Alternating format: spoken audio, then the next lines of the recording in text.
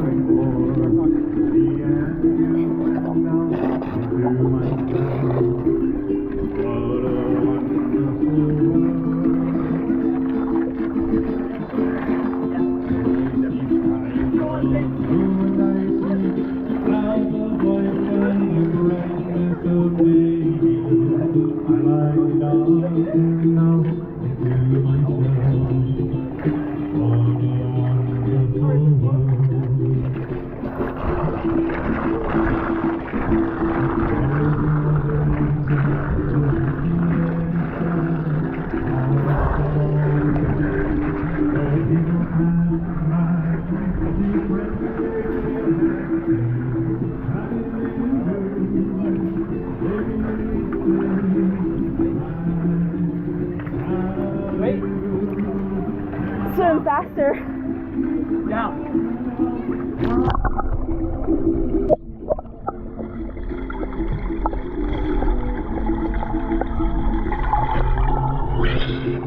Oh, I can see myself. Weird. Your nose, always. So, where are we going? I don't know. Down the lazy river? It's not that lazy, you have to swim a lot, it's very deep. So I've been really impressed with the GoPro 10 camera above water. I don't know if you watched my unboxing video, but I upgraded from a much older camera.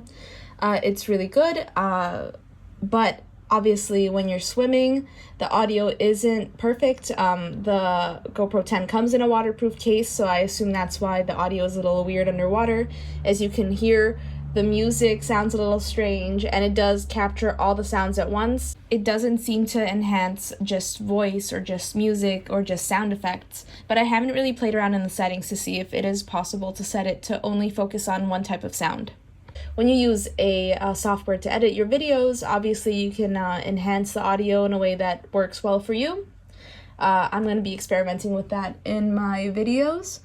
But it is pretty impressive, but obviously you can hear as soon as I go into the water, the audio becomes muffled because water gets in the microphone holes, but it still remains really good and you can still hear everything. And I find it really, you can hear the music even when I'm filming underwater. The music was very loud though. But yeah, first impressions of the GoPro Hero 10, we really like it. It's a lot better than our Hero 3.